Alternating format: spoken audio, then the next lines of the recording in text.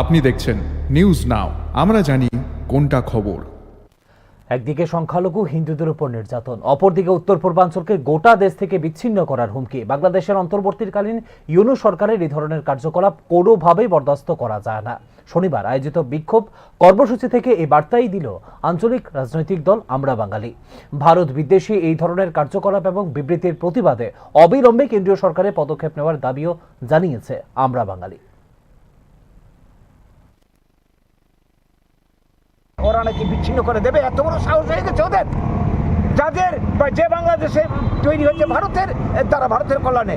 আজকে এই পুরো ইতিহাস ভুলে এরা এত বড় মির্জাফর বিশ্বাসঘাতকের ভূমিকা নিয়েছে, ভারতকে ভেঙে দিবে, ভারতকে কেটে দেবে এবং উগ্রপন্থীদেরকে মদত দিচ্ছে। উত্তর পূর্বাঞ্চলের যত উগ্রপন্থী যারা আছে, যারা ত্রিপুরার শান্তি বিঘ্নিত করছে, উত্তর পূর্বাঞ্চলের শান্তি বিঘ্নিত করছে, আমাদের বাঙালিদের ধন জীবন ছিনিয়ে নিচ্ছে। কাজেই এই মদত যারা দিচ্ছে তারা আমাদের শত্রু, ভারতবর্ষের শত্রু, বাঙালির শত্রু। তাদের বিরুদ্ধে আমাদের ব্যবস্থা নিতে হবে। এই ব্যাপারে সরকার, ভারতের সরকার উপযুক্ত ব্যবস্থা নিক, নিরাপত্তার ব্যবস্থা করুক এবং আমাদের যে বর্ডার এলাকাতে নিরাপত্তা বাড়িয়ে দিক। এই সমস্ত দাবি নিয়েই আমাদের আজকে বিক্ষোভ। আমরা আমাদের বক্তব্যের মাধ্যমে কেন্দ্রীয় সরকারের দৃষ্টি আকর্ষণ করছি, রাজ্য সরকারের দৃষ্টি আকর্ষণ করছি এবং ইউনূসকে, বাংলাদেশের সরকারকে সাবধান করে দিচ্ছি। এইভাবে যদি আক্রমণ চলতে থাকে, আঘাত চলতে থাকে, তাহলে এই দেশের বাঙালিরা, এই দেশের মানুষ, ভারতীয়রা কিন্তু চুপ করে বসে থাকবে না। আমরা আন্দোলন করছি এবং এই আন্দোলন আমরা আরও